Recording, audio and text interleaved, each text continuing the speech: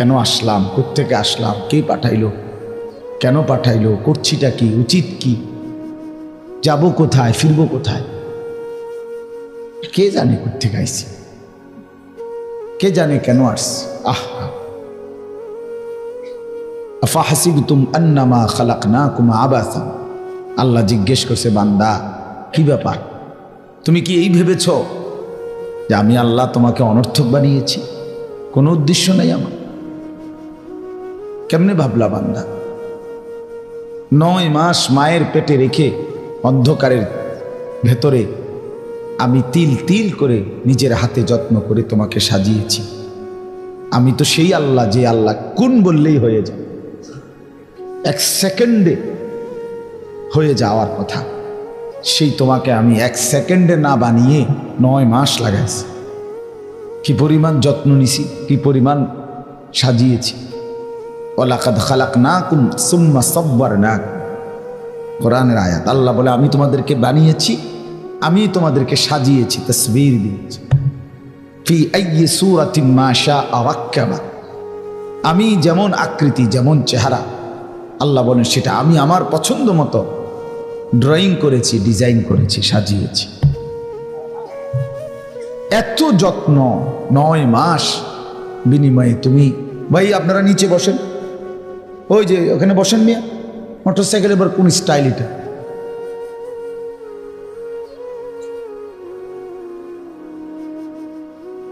তো আমি এটা সবসময় দায়িত্ব বোধ করি, আমার চোখের সামনে যতক্ষণ যে কয়জন, তাদের ব্যাপারে আমি আমার কাছে এটা আমানত। কথা বুঝছেন না? নজরের বাহিরে যে, তারে নিয়ে আমার কোনো পেরেশানি নেই, কিন্তু চোখের সামনে যারা, তাদের সময় আমার কাছে আমানত।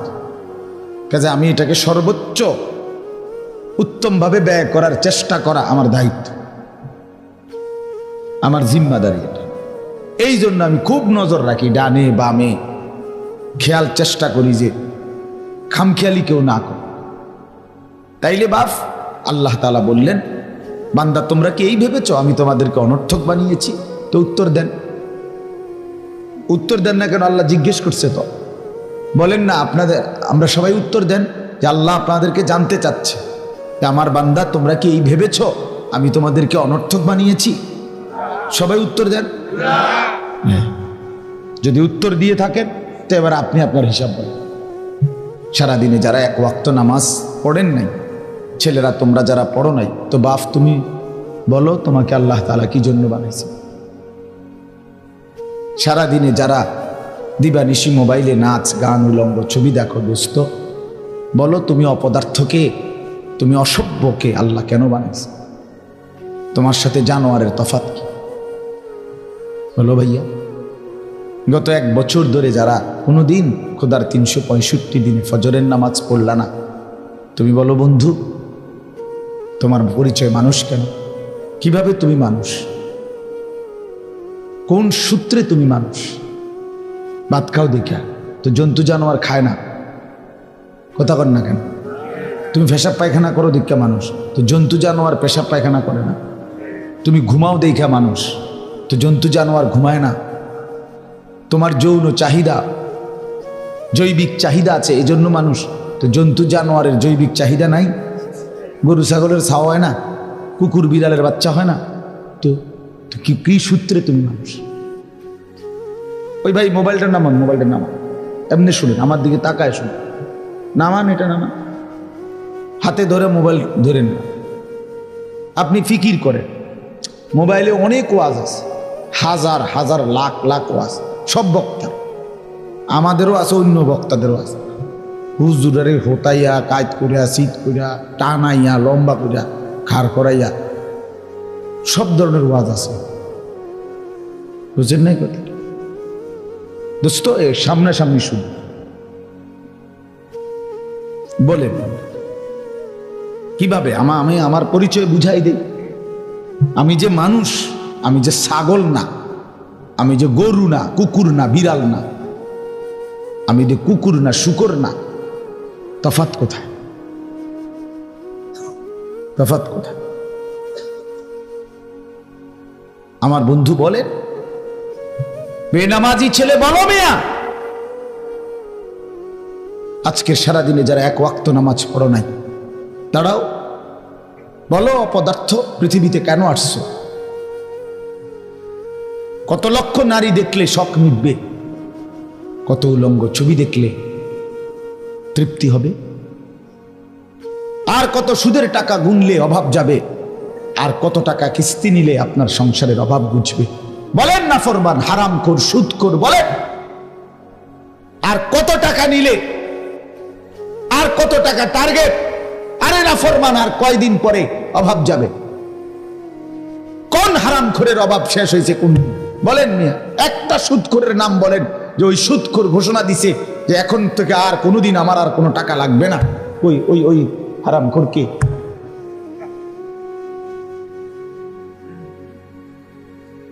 নবী সাল্লাল্লাহু আলাইহি ওয়াসাল্লাম বলছেন, লা ইয়ামলাউ জাওফু ইবনু আদম ইল্লা তুরাব, বনি আদমের পেট ভরবে না কোনোদিন কবরের মাটি ঢোকা পর্যন্ত। মানুষের চাহিদা শেষ হবে না। দুনিয়া রাক্ষসের নাম বন্ধু। এই রাক্ষস শুধু গিলে খায় আবার হা করে, সেকেন্ডের ভিতরে ইউটার্ন করে, মানে হা করে আবার। দুনিয়া এক অতৃপ্ত। এই জন্য বাপ খামখেয়ালি করে উড়াই দিও না। ছেলেরা একজন আর একজন হাসে উড়াই দিও। যদি মনে করো তোমার কর্তব্য মনে করাই দিলাম, তোমার নিজের পরিণতি পরিচয় তোমাকে তুলে ধরলাম, তবুও তোমার হাসি আসে, তো বাস্তবিক অর্থেই তুমি মানসিক ডাক্তার, পাগলের ডাক্তার দেখানো উচিত। কারণ তোমার বিবেক বলতে কিছু নেই। তুমি তো অনুভূতি শূন্য। তুমি তো আর আলো চেনো না, অন্ধকারও চেনো। তুমি ফেসাবও চেনো না, পানিও চেনো না। তুমি নাপাকও চেনো না, পাকও চেনো না। তো এর তো পাগল পায়। যে পাগল সে তো ফেসাবেও হাত দেয়, পানিতেও হাত দেয়, ঠিকই না বলেন নাকি? সে তো নিজে নিজে কখনো হাসে, কখনো কাঁদে। আত্মপরিচয় অনেক বড় সম্পদ। নিজেকে চিনা দোস্ত আমার অনেক বড় নেয়ামত।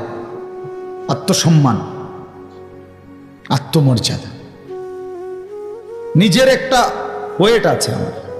আমার একটা আত্মসম্মান আছে। আমি ফালতু না, আমি ফালতু মানুষের ছেলেও না, আমি ফালতু না। আমার একটা সুনির্দিষ্ট গন্তব্য আছে। আমি জানতেন কারো কথায় যে কোনো কেউ হাত ধরবে আমি চলে যাব, না না, এটা তো মুসলমান। যে কোনো কেউ একটা মোবাইল দিবে, ফেসবুকে একটা ডিজাইন দিবে চুলের, আমি এটা রাখবো। আমি খবর নিতে হবে না এটা কি মুসলমান না কাফের, না ইয়াহুদি না খ্রিস্টান না হিন্দু না বৌদ্ধ না নাফিক। যাদের ডিজাইনে চুল রাখছো, যদি এটা কোনো মেথরের ডিজাইন হয়, প্রথমে এই ডিজাইন যদি কোনো মেথরের বানায় থাকে, তখন কথা বলেন না কেন?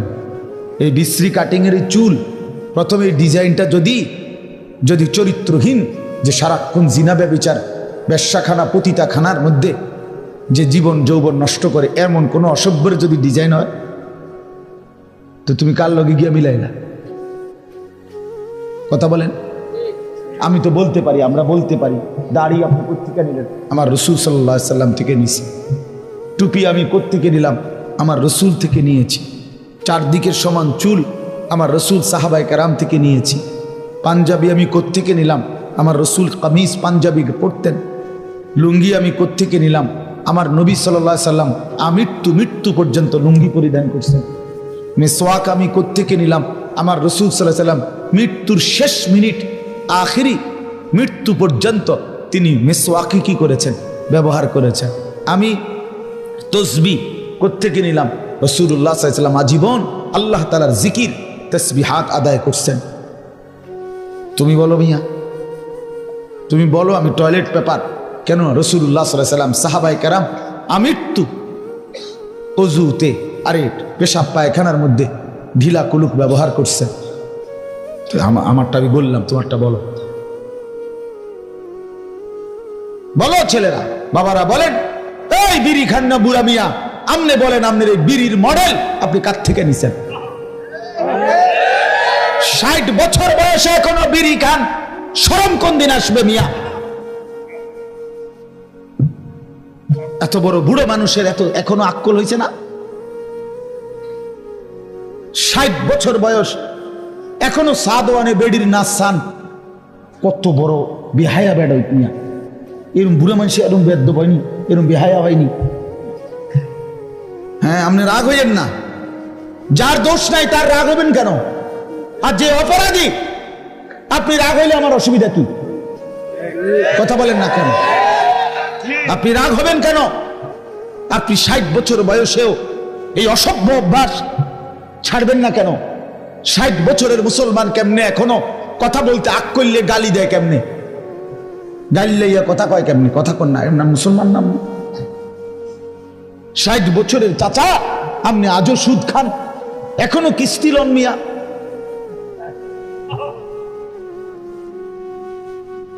আস্তাগফিরুল্লাহ, আজও সময় হয়নি? আলাম ইয়ানি লিল্লাযীনা আমানু আন তাখশা কুলুবুহুম লিযিকরিল্লাহ। আল্লাহ বলে, আমার ইমানদার বান্দা, আমি আল্লাহর ভয়ে, আমার স্মরণে, আমার জিকিরে, আমার গোলামির জন্যে তুমি বান্দা মোমেন দিলটা নরম হওয়ার সময় ইমানদার আজও কি হয়নি?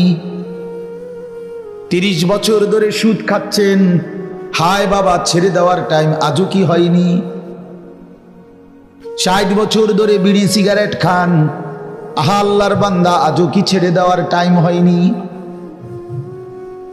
আজকে 30 বছর ধরে দাড়ি কাটছেন, প্রতিদিন আল্লাহর নাফরমানি করছেন, আহা বন্ধু আজও কি সময় হয়নি? খোদার 365 দিন কোনদিন তুমি ফজরের নামাজ পড়লা না যুবক? তাইলে আর কোনদিন কি তোমার নামাজের সময় হবে না? তুমি কি আর ভোরের সূর্য দেখবা না? তুমি কি আর ভোরের আলো দেখবা না? তুমি কি ফজরের সেজদা দিবা না? তুমি কি ভোরবেলা তোমার মনিবের গোলামি করবা না? হায়া আফাহাসিবতুম আন্নামা খালাকনাকুম আবাসা। আল্লাহ বলে, বান্দা তাহলে কি এই ভেবেছো আমি তোমাকে অনর্থক বানিয়েছি? ও আন্নাকুম ইলাইনা লা তুরজাউন। আল্লাহ দ্বিতীয় প্রশ্ন করেছেন, বান্দা বলো তো তুমি কি এই ভেবেছো, তুমি কি এই মনে করেছো নাকি আমি আল্লাহর কাছে তুমি ফেরত আসতে হবে না? উত্তর দেন। হ্যাঁ, যেতে হবে কিনা?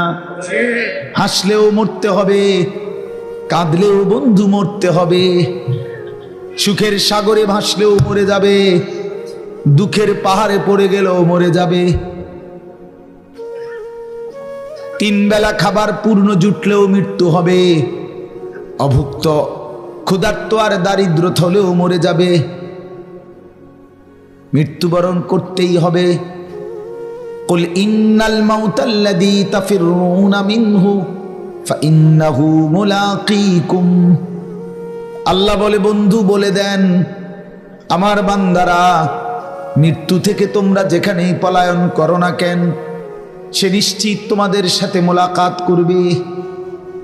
ফাইন্নাহু মুলাকীকুম সুম্মা তুরাদ্দুনা ইলা আলিমিল গায়বি ওয়াশ শাহাদা।